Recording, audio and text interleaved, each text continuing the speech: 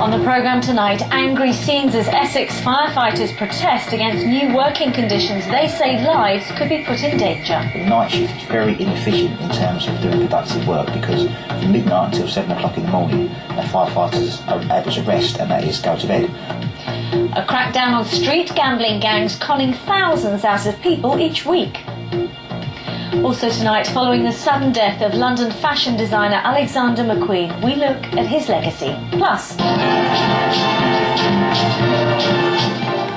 the London youngsters learning a classical lesson from Venezuela.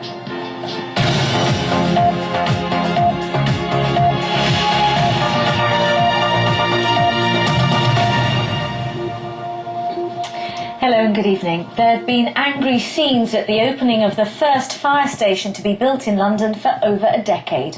More than 100 firefighters protested about new working conditions which will see some major changes to shift patterns. The Fire Authority say it's all part of a move to modernise the service, but firefighters say it could put lives in danger. Alice Bandukravi reports. Coleman! The welcoming party for the head of the London Fire Authority. Brian Coleman, along with the Mayor, was in Essex to officially open the capital's newest fire station. Outside, discontent at changes to working conditions for firefighters.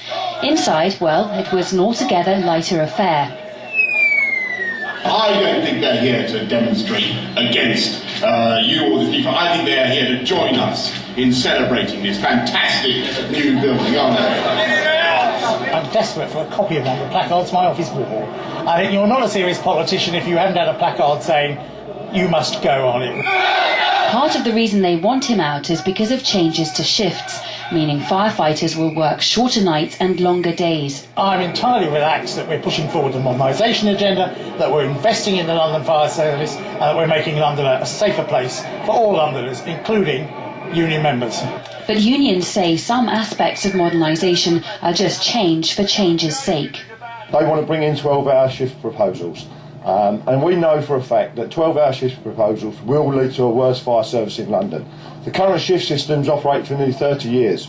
And the old saying's there, if it's not broken, don't fix it. The authority is completely committed to negotiating. But the head of the fire service was still trying to fix the relationship between the two sides. We're very keen to sit down and talk to the Fire Brigades Union about the changes that we want to make and listen to their views again, and we want to negotiate a settlement. But the one thing is clear, that no change is not an option.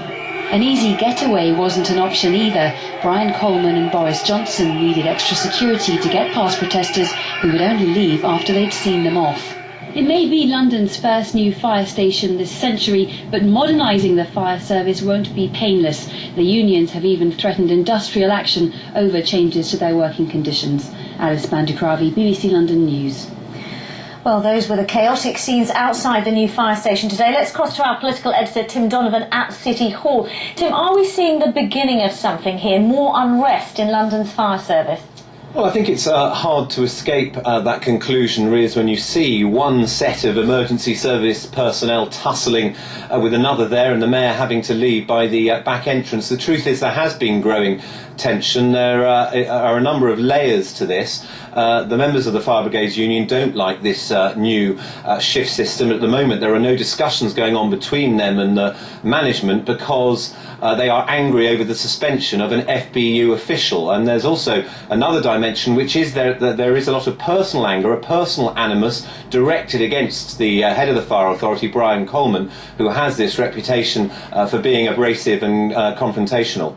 And then, I gather, wrapped up in all of this, a row over the deputy chair of the Fire Authority. Yes, this is in the mix too. Bertha Joseph is a Brent councillor currently suspended because she took money from businessmen and failed to declare it within 28 days. And she also spent money meant to be for sponsoring an event, spent it on a ball gown. Now, she has carried on working at the Fire Authority, and apparently the rules, strictly speaking, say that she can do that. But Labour have said that the Mayor should step in. She's unfit for office. He should remove her. He seems less certain about this. I can't quite establish from what you're saying what the charges against this councillor are. If there are legal proceedings to be followed, and if there is a suspected crime here, then I'm sure that the police will be called in and will do. I think the Mayor and the Fire Authority don't want to see confrontation ahead of an election, but I think it's fair to say that as they push ahead with what they see as a much-needed modernisation programme, there is going to be conflict ahead with the union. Tim from City Hall, thank you.